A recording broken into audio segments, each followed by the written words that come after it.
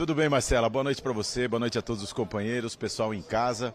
Pois é, Marcela, era um clima de euforia do torcedor do Palmeiras, porque era uma volta ao Allianz Parque. O Palmeiras não jogava aqui há 40 dias, a última vez foi no dia 15 de setembro contra o Criciúma, uma goleada por 5-0. Depois teve o jogo fora de casa, com o Vasco, aí o Atlético jogando em Campinas e mais 2 jogos fora de casa. Por isso, 40.321 torcedores, um excelente público nesse sábado, nesse confronto contra o Fortaleza, e o torcedor esperando mais uma vitória do Palmeiras para assumir a liderança com tranquilidade do Campeonato Brasileiro. Vai acompanhar o jogo do Botafogo logo depois, mas o torcedor estava nessa expectativa. Por isso que ao final do jogo teve uma mescla aí de vaias, aplausos. O torcedor, claro, não gostou desse resultado, mas o fato é que o Palmeiras, como vocês já destacaram aí, não fez uma grande partida, sentiu falta principalmente de 2 jogadores titulares no último jogo que estavam suspensos, o Marcos Rocha na lateral direita e o Aníbal Moreno no meio campo. O Zé Rafael não fez uma boa partida ali no meio campo, inclusive foi substituído no segundo tempo, e o Mike também, no segundo gol, a bola acabou batendo nele e voltou para o Moisés fazer o segundo gol do Fortaleza, o gol de empate, segunda vez.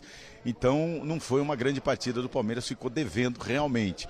2 lances polêmicos, como vocês destacaram. O Veiga bateu o primeiro pênalti, chegou ao 100º gol dele pelo Palmeiras. Desde 1994, com o Evair, não tinha um jogador que batia essa marca de 100 gols. Ele é o 19º artilheiro da história do Palmeiras, ultrapassou o Edmundo. Então o Veiga teve a chance até de fazer o 101, mas quem bateu o pênalti foi o Estevão, marcando aí o seu 11º gol no Campeonato Brasileiro, artilheiro agora ao lado do Pedro, e pode ser o artilheiro mais jovem da história do Campeonato Brasileiro. Mas isso tudo fica em segundo plano, porque o Palmeiras queria realmente a vitória. Reclamou também de um pênalti, depois vocês podem analisar aí também, do Pikachu no Dudu. Dudu entrou no segundo tempo, teve ali uma tentativa de domínio, a bola escapou um pouquinho, aí ele se embolou ali com o Pikachu dentro da área, e o torcedor palmeirense também, a comissão técnica, o técnico Abel Ferreira, reclamaram desse pênalti. O Palmeiras que teve 2 pênaltis para conseguir essa vitória aqui no Allianz Parque. Uma boa notícia é que os jogadores que estavam pendurados não receberam cartão amarelo. Alguns dos principais jogadores do elenco ali, o goleiro Everton, o Richard Rios, o Estevão, e o próximo jogo é um clássico contra o Corinthians na segunda-feira que vem, não nessa, na outra segunda-feira. Palmeiras vai à Neoquímica Arena jogar um clássico fora de casa. Então não tem ninguém suspenso.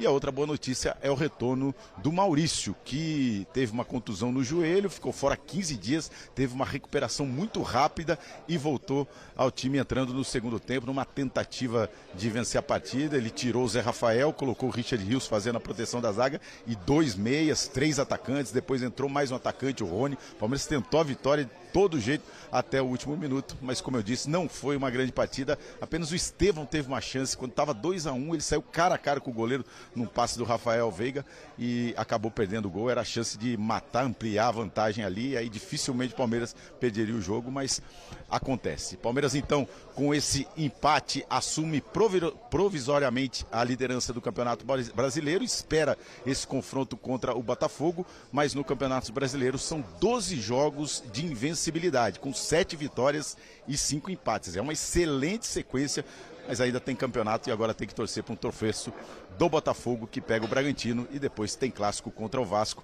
e o Palmeiras agora inicia esse trabalho de preparação para o clássico contra o Corinthians. É isso aí então, Marcela. Daqui a pouco então a gente volta aqui do Allianz Parque, passando os personagens do Palmeiras, do Fortaleza e também os 2 treinadores. Tá certo, Vini. E Vinícius, então, com toda a prioridade, os jogadores que forem passando por aí, você nos chama e a gente volta para o Allianz Parque. Daqui a pouquinho a gente mostra ao vivo também a entrevista do Abel e do Juan Pablo Vojvoda.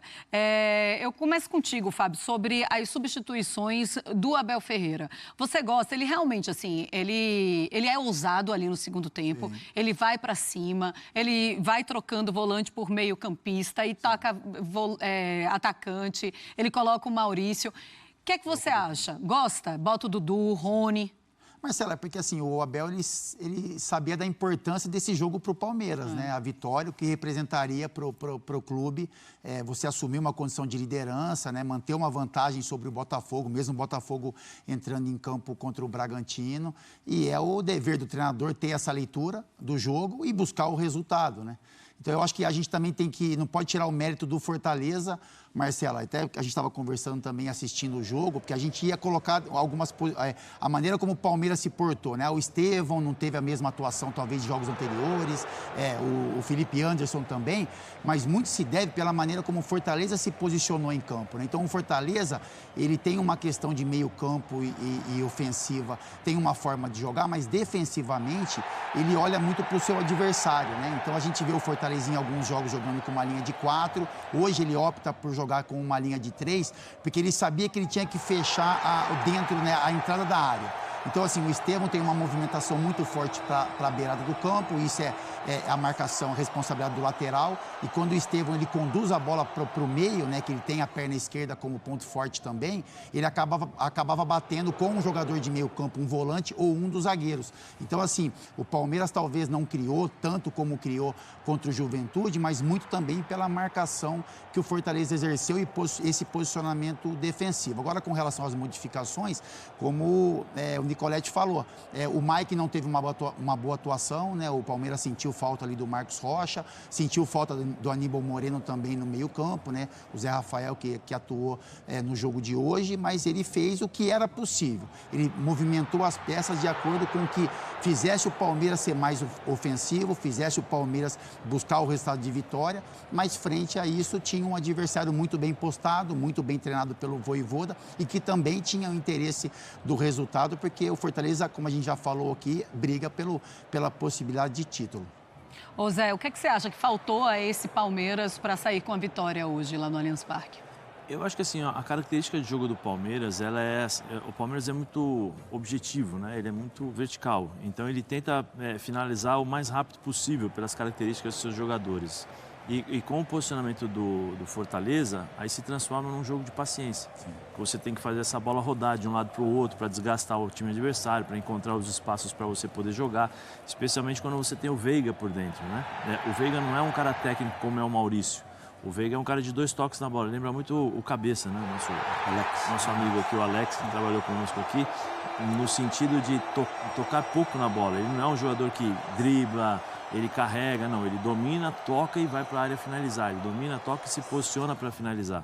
Então, isso com o posicionamento do Fortaleza, ele teve dificuldades. E aí o Fortaleza, como o Fábio já explicou muito bem, essa foi a chance no segundo tempo, mas ele errou o domínio, né? A bola ficou para trás, ó. Na hora que ele vai dominar a bola... Podia ter servido lá o Flaco Lopes, né, Zé? Dá uma olhada, ó. Mas era muito para ele, Silas. Era na hora muito do domínio, dele. Na hora do domínio, ele errou, ele deixou a bola passar. Marcelo, e ele a hora que ele domina, a bola foi foi direito. Então, e aí o Palmeiras teve essa dificuldade, porque o Fortaleza, mesmo perdendo, né, em alguns momentos da partida, ele não se desesperou, não mudou posicionamento, nada, ele continuou jogando da mesma forma. E aí, optando pelos erros da equipe do Palmeiras, é que nós estamos vendo, né, assistindo os 2 erros do Palmeiras. Esse do Mike foi um erro grotesco, tanto do Vitor Reis também. Aqui nós temos um zagueiro que, assim, o Vitor, ele gira o corpo para tentar chutar com a direita, quando ele tinha que cortar com a perna esquerda. Né?